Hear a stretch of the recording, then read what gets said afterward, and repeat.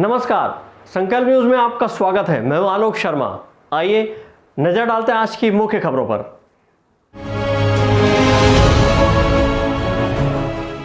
नक्सली dump बरामद करने में पुलिस को मिली बड़ी सफलता।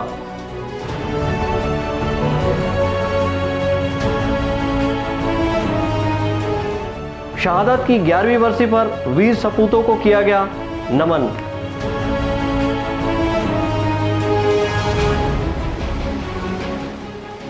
सागौन तस्करों को वन विभाग ने पकड़ा।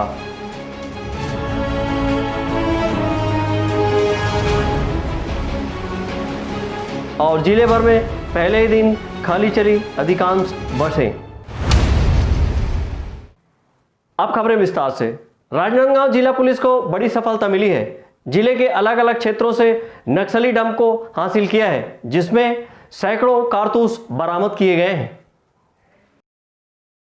बीते 30 जून को पुलिस और नक्सलियों के बीच हुई मुठभेड़ में पुलिस की गोली लगने से घायल नक्सलियों के डीवीसी प्लाटून कमांडर डेविड उर्फ रमेश उइके की पूछताछ में पुलिस को नक्सलियों के कई अहम सुराग हाथ लगे हैं। डेविड उर्फ रमेश उइके की निशानदेही पर पुलिस ने नक्सलियों के 5 बड़े डंप को बरामद किया है। राजनांदगांव पुलिस ने बाग नदी व गातापार थाना क्षेत्र से नक्सलियों के द्वारा जंगल में गड़ा कर रखे डंप को बरामद करने में सफलता प्राप्त की है।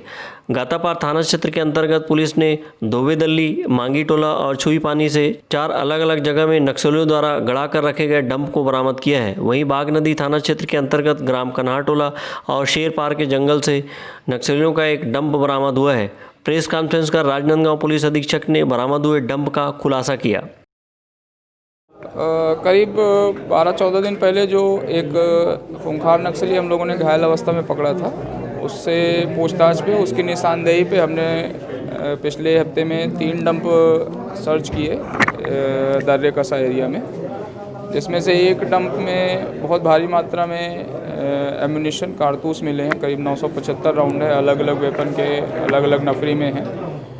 और दूसरे डंप से हमको उनके वॉकी टॉकी सेट और कुछ डेटोनेटर बरामद हुए हैं और कुछ इम्पोर्टेंट साहित्य है जो सीनियर कैडर हैं उनके।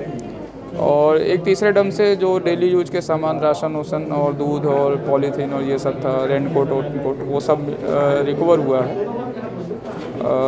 उम्मीद कर रहे हैं कि अभी जैसे ही डेविड ठीक होगा और वो जिस तरह से पुलिस की मदद कर रहा है और हमको और भी कुछ उसकी डायरी में जो डंप की डिटेल्स मिली हुई हैं उनके बारे में हमको और गाइड करेगा और हम और भी ऐसे कुछ और डंप जो हैं जिसमें एम्यूनिशन होने के चांसेस हैं आर्म्स एम्यूनिशन के, वो और रिकवर कर पाएंगे।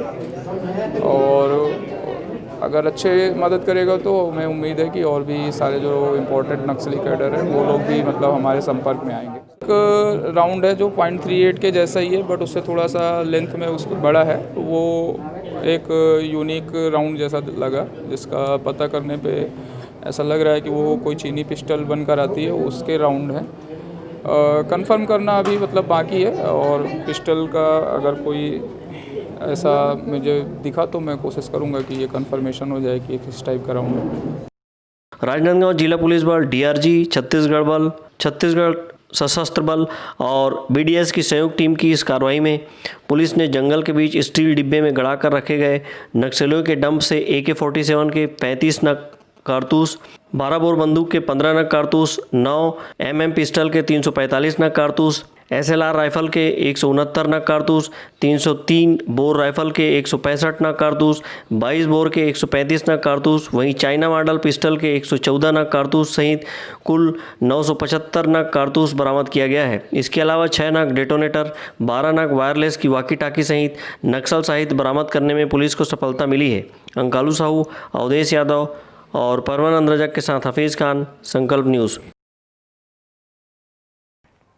राजनांदगांव पुलिस में कोरकोटी नक्सली हमले में शहीद जवानों को श्रद्धांजलि देने सभा आयोजित की गई। 12 जुलाई वर्ष 2009 को तत्कालीन पुलिस अधीक्षक विनोद कुमार चौबे सहित पुलिस जवान नक्सली हमले में शहीद हो गए थे। उनकी शहादत की याद में वीर शहीदों को नमन करने प्रतिवर्ष राजनांदगांव शहर के पुलिस लाइन में श्रद्धांजलि सभा आयोजित की जाती है। इस आयोजन में नक्सल हमले में शहीद हुए 29 जवानों की शहादत को नमन करते हुए शहीद परिवार के सदस्यों को शाल, श्रीफल भेंट किया गया। इस अवसर पर वीर शहीदों को नमन करने देशभक्ति गीतों, भजन का आयोजन किया गया। पुलिस विभाग के द्वारा शहादत की 11वीं बरसी पर नक्सलियों के साथ डटकर मुकाबला करने और नक्सल आतंक को खत्म करने की बात कही गई। नहीं, बहुत बदलाव आप देखेंगे, चाहे राजनांदगांव जिला हो या बस्तर जिला हो, नक्सलियों को हम बहुत हद तक पीछे खदेड़ने में, और जो युवक युवतियाँ जो पहले नक्सली संगठन से जुड़ते थे अब उनका मोह भंग हो चुका है और लगातार उनसे विमुख होकर समाज की मुख्य धारा में जुड़ते जा रहे हैं। और उनको ये अब पता चल गया है कि सही में जो विकास हो सकता है वो प्रशासन के द्वारा ही किया जा सकता है। नक्सली केवल उनको बहका करके और उनको एक्सप्लॉयटेशन करके अपना उल्लू सीधा करने में लगे रहते हैं। तो आज स्थिति बहुत बदल चुकी है और निश्चय ही आने वाले दिनों में और स्थिति बदलेगी और यहाँ पे शांति स्थापित होगी। ये 12 जुलाई 2009 को राजनांदगांव में मानपुर मदनवाड़ा क्षेत्र में तत्कालीन पुलिस अधीक्षक श्री चौबे साहब और उनके साथ में और 28 जवान शहीद हुए थे। आज उन्हीं को हम लोग श्रद्धा सुमन अर्पित करने के लिए यहाँ इकट्ठे हुए हैं।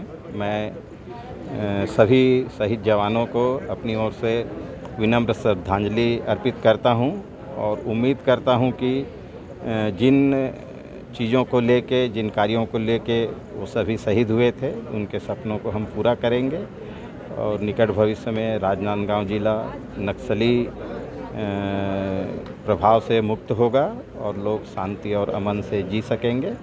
और न केवल राजनांदगांव जिला बल्कि छत्तीसगढ़ भी नक्सली मुक्त हो, ऐसे हम लोग सब चाहते हैं और निश्चित ही वो दिन जल्दी आएगा, ऐसा उम्मीद भी कर सकते हैं। 12 जुलाई शहीद विनोद चौबे जी की शहादत को नमन करती हूँ। साथ में 29 जवानों की शहादत को भी नमन करती हूँ। आज उनके शहादत दिवस पर बहुत कमी महसूस हुई और ऐसा लगा कि हमने अपनी ज़मीं पर सुरक्षा करने वाले उन वीर सपूतों को खोया जिनकी आवश्यकता थी। और ये चीज़ कहना चाहूँगी मैं कि हर भारत के इंसान, भारत के वीर सिपाही, उनकी आंखों में एक सपना होता है जिनको मैं 2 लाइन में व्यक्त करना चाहूँगी। जब आंखें बंद हो तो सपने हिंदुस्तान की हो और जब आंखें खुली हो तो धरती हिंदुस्तान की। मर जाऊँ तो कोई गम नहीं, लेकिन जब मरूँ तो कफन हिंदुस्तान की। यही 2 शब्दों के साथ मैं उनको श्रद्धांजलि अर्पित करती हूँ। मानपुर थाना क्षेत्र के अंतर्गत ग्राम कोरकोटी के समीप तत्कालीन पुलिस अधीक्षक विनोद कुमार चौबे और अन्य पुलिस जवानों की नक्सली हमले में शहादत हुई थी।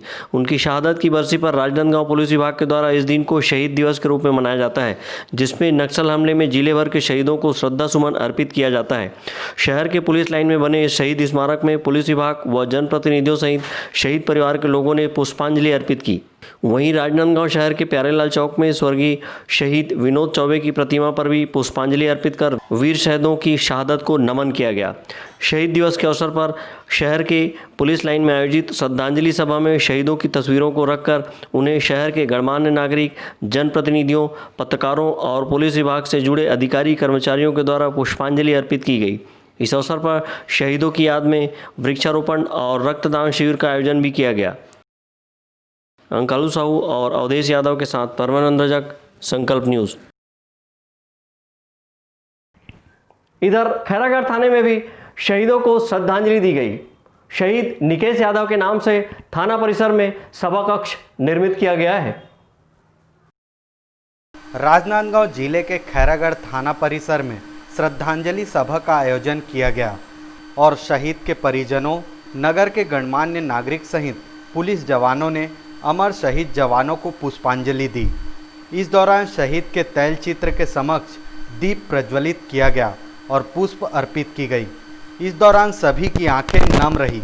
उल्लेखनीय है कि 12 जुलाई 2009 में हुई कोरकोट्टी पुलिस नक्सली मुठभेड़ में जिले के तत्कालीन पुलिस अधीक्षक विनोद कुमार चौबे सहित 29 जवानों ने अपने अदम्य साहस का परिचय देते हुए नक्सलियों से लोहा लेते वीरगति को प्राप्त किए थे। इसी की याद में प्रतिवर्ष श्रद्धांजलि सभा का आयोजन किया जाता है। इस अवसर पर अनुविभागीय पुलिस अधिकारी जी.सी. पति तथा खैरागढ़ थाना प्रभारी नासिर भाटी ने शहीदों को नमन करते हुए उनके बताए मार्ग पर चलकर उनके सपनों को पूरा करने की बात कही। बहादुर एसपी साहब श्री वी.के. चौबे साहब और हमारे थाना प्रभारी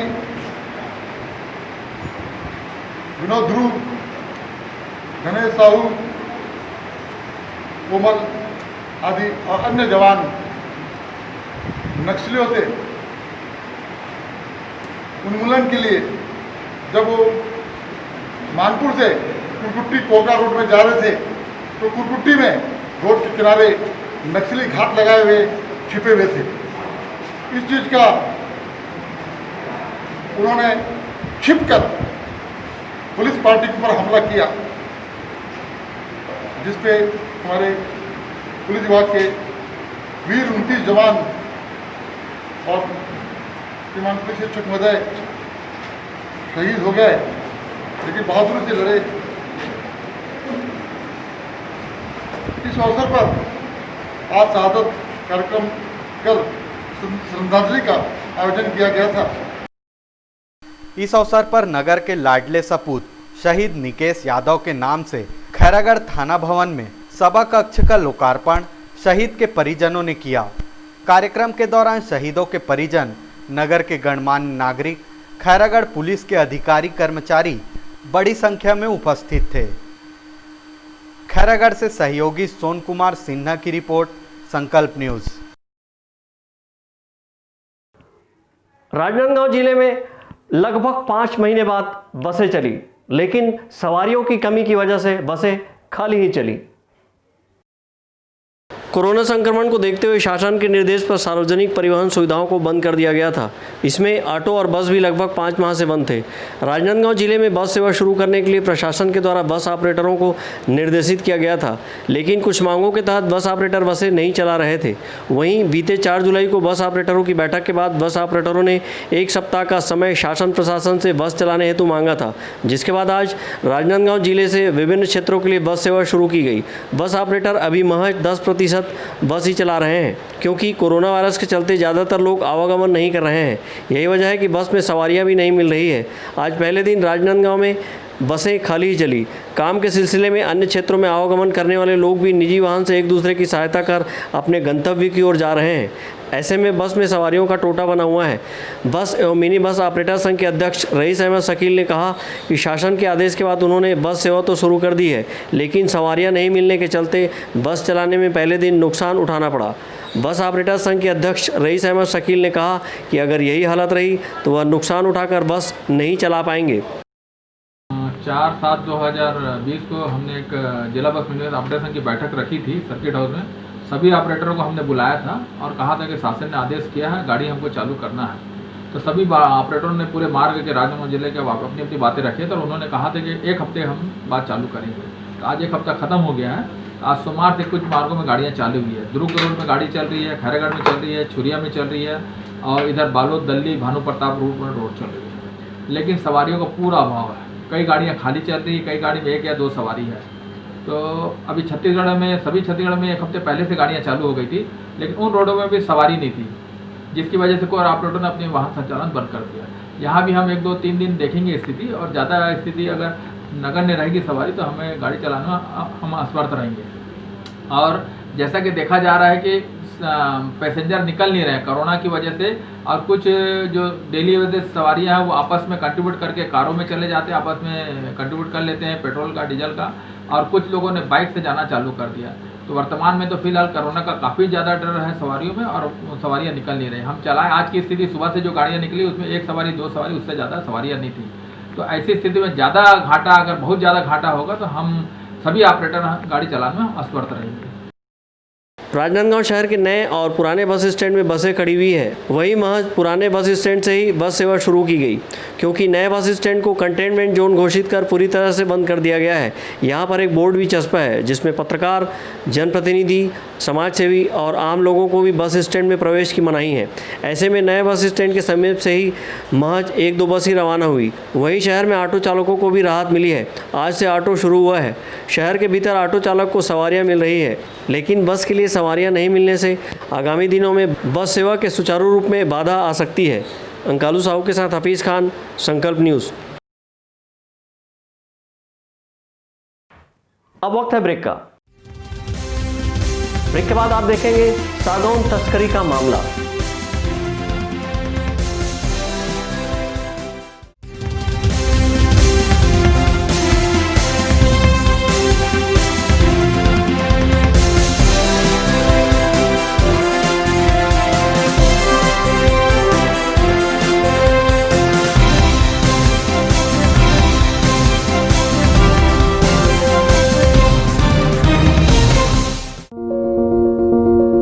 आपके सपने के आशियाने को साकार करता शिवांश टाइल्स एवं ग्रेनाइट। टाइल्स, ग्रेनाइट एवं मार्बल का mega showroom. Johnson, AGL, Kajaria जैसे सभी नामी कंपनियों के अधिकृत विक्रेता। टाइल्स, मार्बल एवं सैनिटरी वेयर्स की विशाल रेंज सबसे कम कीमत पर। हमारे यहाँ नल फिटिंग और पाइप फिटिंग की सुविधा उपलब्ध है। आप सभी के प्यार और सहयोग से सफलतम दूसरे वर्ष में अग्रसर शिवांश टाइल्स एवं ग्रेनाइट। शहर से मात्र 2 किलोमीटर दूर नवागांव बाबू टोला फटाका दुकान के बाजू डोंगरगढ़ रोड, राजनांदगांव। अपने घर, ऑफिस और शोरूम को दीजिए नया लुक हमारे साथ श्री साईं महिमा enterprises tiles world. Flooring, tiling और सैनिटरी वेयर का नवीनतम शोरूम। मन भावन और दिल को छू लेने वाली टाइल्स का एक्सक्लूसिव कलेक्शन। सभी ब्रांडेड कंपनियों के granite, Italian marble, designer tiles, wooden flooring के साथ ढेरों स्टाइलिश प्रोडक्ट्स, किचन सिंक और बाथरूम एक्सेसरीज की विशाल रेंज अब आपकी पहुंच में। श्री साईं महिमा एंटरप्राइजेस टाइल्स वर्ल्ड एंड फटाका मॉल, फरहद चौक, डोंगरगांव रोड, राजनांदगांव। कॉल 9009757412 और 9993457412। जब बात हो आपके लुक की, जब बात हो लेटेस्ट फैशन की, तब आता है सिर्फ एक नाम, त्रिपदा फैशन। संपूर्ण पारिवारिक वस्त्र केंद्र, आधुनिक एवं डिजाइनर वस्त्रों के लिए राजनांदगांव का सबसे भव्य शोरूम। सभी लीडिंग ब्रांड्स के फॉर्मल वेयर एवं पार्टी वेयर ड्रेसेस। इस वैवाहिक सीजन आपके लिए है खास ब्राइडल वेयर, कोट सूट और sherwani, designer saris, daily wear एवं party wear collection, bridal lehenga, चुन्नी और लाचा की एक्सक्लूसिव रेंज, फॉर्मल वेयर में जीन्स, शर्ट, कैजुअल का नया कलेक्शन, किड्स वेयर का सबसे लेटेस्ट कलेक्शन आप हमारे यहाँ पाएंगे। Designer salwar suit, latest fashion की कुर्तियाँ, वेस्टर्न टॉप एवं जीन्स, आपके परिवार के लिए विंटर जैकेट खास रेंज में। अब सबकी नजर होगी आप पर, क्योंकि अब राजनांदगांव में फैशन का दूसरा नाम है त्रिपदा फैशन। जयस्तंभ चौक, राजनांदगांव। आज हम सीखेंगे बाजार में पेमेंट करना। पेमेंट हमेशा पेमेंट ऐप जैसे कि भीम ऐप, पेटीएम या अपने बैंक ऐप से ही करने की कोशिश करें। अगर दुकानदार को कैश दें तो जितने का सामान है उतने खुले पैसे दें। दुकानदार से खुले नोट या सिक्के ना लें, इनमें वायरस हो सकता है। अगर लेने पड़े तो उन्हें हाथ में ही रखें और घर पहुंचते ही कागज के नोटों को टेबल पर रखकर किसी और से उस पर गर्म इस्त्री करवाएं। सिक्कों को साबुन और पानी से धोएं, उसके बाद अपने हाथ भी साबुन से धो लें। कोशिश करें कि लिफ्ट में अकेले जाएं। अपने पास हमेशा कुछ साफ कागज के टुकड़े रखें। लिफ्ट का बटन दबाने से पहले उनमें कुछ कागज के टुकड़े अपनी उंगली पर लपेट लें। अब उसी उंगली से लिफ्ट का बटन दबाएं। लिफ्ट से बाहर निकलते ही उंगली पर लिपटा कागज डस्टबिन में डाल दें। अगर हो सके तो लिफ्ट की जगह सीढ़ियों का इस्तेमाल करें और सीढ़ियों की रेलिंग को ना छुएं। घर का दरवाजा ना छुएं। दरवाजा खोलने के लिए किसी को घर के अंदर से बुलाएं। बाहर से लाया सारा सामान दरवाजे के पास या किसी अलग जगह पर रख दें। अब सीधे बाथरूम जाएं। हाथ और मुंह को 20 सेकंड तक साबुन से धोएं। अगर भीड़ भरी जगह पर गए हो तो कपड़ों को डिटर्जेंट घोल में डुबोकर अच्छे से नहा लें। बाहर वाली चप्पल भी साबुन से धो लें। जी हाँ, कोरोना का खतरा टला नहीं है, इसलिए हमें नए नियम सीखने होंगे। सावधानी की आदतों के साथ जीना सीखना होगा। नए नियम अपनाएंगे, कोरोना को हर दिन हराएंगे।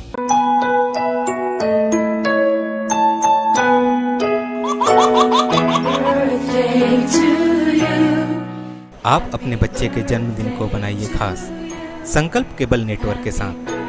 सिर्फ 500 रुपये में 30 सेकंड का विज्ञापन हर 3 गाने के बाद, और आपको मिलेगा 1 पाउंड का केक फ्री। आप अपने बच्चे की तस्वीर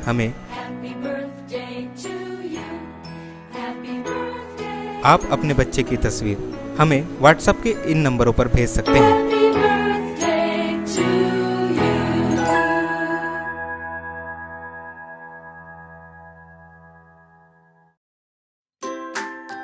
अपने व्यापार को दीजिए नया आयाम। भीड़ में हो आपकी अलग पहचान। जुड़े संकल्प केबल नेटवर्क से, जुड़े संस्कार धानी से। विज्ञापन के माध्यम से स्क्रॉल एड 24 घंटे आपके टीवी स्क्रीन पर। एल शेप नए रूप में प्रत्येक मिनट पर। वीडियो एड, जन्मदिन, व्यावसायिक, उत्सव बधाई, शुभकामनाएं। हमारे विशेष कार्यक्रमों के लिए प्रायोजक आमंत्रित है। संपर्क करें संकल्प केबल नेटवर्क, गांधीनगर, राजनांदगांव।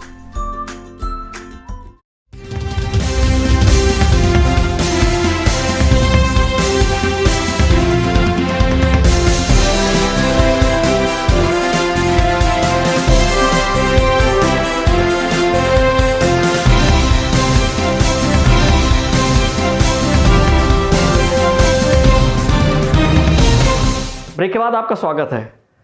गंडई तहसील के ठाकुर टोला के समीप सागौन तस्करी का मामला सामने आया है, जिसमें सागौन तस्कर हो रहे वाहन को जब्त कर लिया गया है। वनांचल क्षेत्र गंडई में अवैध रूप से वन संपदा की तस्करी के कई मामले सामने आते रहे हैं। बीते दिनों इस क्षेत्र में अवैध कटाई का मामला भी सामने आया था। अब इस क्षेत्र में सागौन लकड़ियों की तस्करी की जा रही है। मामले की सूचना मिलने पर वन अमले ने अवैध सागौन की लकड़ी की तस्करी करते ग्राम नर्मदा चकनार के महेश लोधी और ग्राम लक्ष्मणपुर निवासी वाहन चालक अशोक कुर्मी को वन अमले ने रंगे हाथों पकड़ा है। गंडई के वन परिक्षेत्र अधिकारी गंडई के HN ठाकुर ने कहा कि खैरागढ़ वन मंडल के अंतर्गत गंडई रेंज में ठाकुर टोला वीड के कक्ष क्रमांक 105 में टाटा मैजिक वाहन में सागौन लकड़ी तस्करी की जानकारी मिली थी। सूचना के आधार पर उक्त वाहन को ठाकुर टोला स्थित नाला के पास से अवैध लकड़ी परिवहन करते पकड़ा गया है। खैरागढ़ वन मंडल के अंतर्गत गंडई रेंज में ठाकुर टोला बीच के कक्ष क्रमांक 105 में अवैध रूप से टाटा मैजिक गाड़ी नंबर CG08L0967 द्वारा अवैध रूप से लकड़ी परिवहन किया जा रहा था। मेरे द्वारा मौके में नाला के पास पकड़ा गया और उनके द्वारा कबूल भी किया गया। मौके में हम देखें, मौके में जाकर वहाँ ठूठ भी मिला जो 130 गोलाई के थे और मौके में जो दो नग सागौन था उसमें टोटल जो है 0.212 घन मीटर मतलब माल जब्ती हुआ है। अशोक वल्द अमीर जो है ये मैंने लक्ष्मणपुर का है और एक महेश वल्द धीरपाल जो है चकनार का है। दो ही आदमी। कौन सी धारा इसमें लगी है? इसमें भारतीय वन अधिनियम की धारा 1927 की धारा 33 का एवं 33(1) चा लगा हुआ है और इसके बाद इसको चालान पेश कर दिया गया है। कोर्ट में सूचना दे दिया गया है गाड़ी पकड़ने का। वो तो अवैध परिवहन और अवैध कटाई का धारा लगा हुआ है। वो तो एक माने जुर्म है और जंगल में अंदर रात को जाना भी एक प्रकार के जुर्म माना जाता है। रात को 1 बजे उक्त वाहन से वन अमले ने मौके पर 2 नग सागौन के बड़े गोले पकड़े हैं, जिसमें से एक की गोलाई 100 सेंटीमीटर तथा 2 मीटर लंबा और दूसरे की गोलाई 240 तथा 76 सेंटीमीटर लंबी है, जो कि कुल 0.211 घन मीटर है। इस मामले में भारतीय वन संरक्षण अधिनियम की धाराओं के तहत प्रकरण दर्ज किया गया है। संकल्प न्यूज़ के लिए गंडई से रत्नेश कुलदीप की रिपोर्ट। सावन के दूसरे सोमवार को शहर के मां पाताल भैरवी मंदिर स्थित द्वादश ज्योतिर्लिंग में भक्तों का तांता लगा रहा। सावन मास के दूसरे सोमवार को राजनांदगांव शहर के मां पाताल भैरवी स्थित द्वादश ज्योतिर्लिंग में भक्तों की भीड़ रही। मां पाताल भैरवी मंदिर को ट्रस्ट समिति ने शिवलिंगाकार में बनाया है। इसके ठीक सामने भगवान नंदी को विराजित किया गया है। मां पाताल भैरवी मंदिर में 3 लोकों में विराजित किया गया है। भूगर्भ को पाताल लोक की संज्ञा दी गई है, जहां पर मां पाताल भैरवी विराजित है। इसी तरह द्वितीय तल को भूलोक की संज्ञा दी गई है। यहाँ पर मां राजराजेश्वरी त्रिपुर सुंदरी 10 महाविद्या विराजित है। मंदिर के सबसे ऊपर आकाश लोक में भगवान भोलेनाथ जी विराजित है। यहाँ पर 12 ज्योतिर्लिंग में गुजरात के सोमनाथ, हैदराबाद के मल्लिकार्जुन, उज्जैन के महाकालेश्वर, बनारस के काशी विश्वनाथ, गुजरात के नागेश्वर मंदिर सहित अन्य ज्योतिर्लिंगों को स्थापित किया गया है। छत्तीसगढ़ सहित नगरवासियों को एक ही जगह पर 12 ज्योतिर्लिंगों का दर्शन प्राप्त हो जाता है। सावन मास में यहाँ भक्तों की भीड़ बनी रहती है। सावन के दूसरे सोमवार को भक्तों का तांता लगा रहा, लेकिन कोरोना काल के चलते लोगों ने सोशल डिस्टेंसिंग का पालन करते हुए विधि विधान से पूजा अर्चना की। कोरोना काल में यही बोलेंगे कि सोशल डिस्टेंसिंग रखिए और जो भी तीर्थ वगैरह हैं उनको घर से ही प्रणाम करिए, क्योंकि अभी सोशल डिस्टेंसिंग और भीड़ भाड़ से दूर रहना है हमको। तो जो घर के पास मंदिर हैं उन्हीं में दर्शन करिए, उन्हीं से तीर्थ का लाभ लीजिए। जैसे हमारे घर के पास ये पताल भैरवी मंदिर है, यहाँ से माता जी भी हैं, 10 महाविद्यापीठ भी हैं और 12 ज्योतिर्लिंग भी है। तो हम यहीं पे दर्शन करके पूजा करके पुण्य कमा रहे हैं, इन्हीं को हम सारे तीर्थ मान रहे हैं। तो आप सभी अपने घर के आसपास के मंदिरों में ही दर्शन करिए, कहीं दूर ना जाइए और भीड़ भाड़ से बचिए। जय भोले। इस मौके पर श्रद्धालुओं ने दूध, दही, शहद और जल से अभिषेक किया। इसी तरह फल फूल बेलपत्ती अर्पण कर बाबा की आराधना की गई और सुख समृद्धि की कामना की गई। सहयोगी मनोज देवांगन के साथ परमानंद रजक, संकल्प न्यूज। आज की खबरों में बस इतना ही। हमें दीजिए इजाजत। नमस्कार।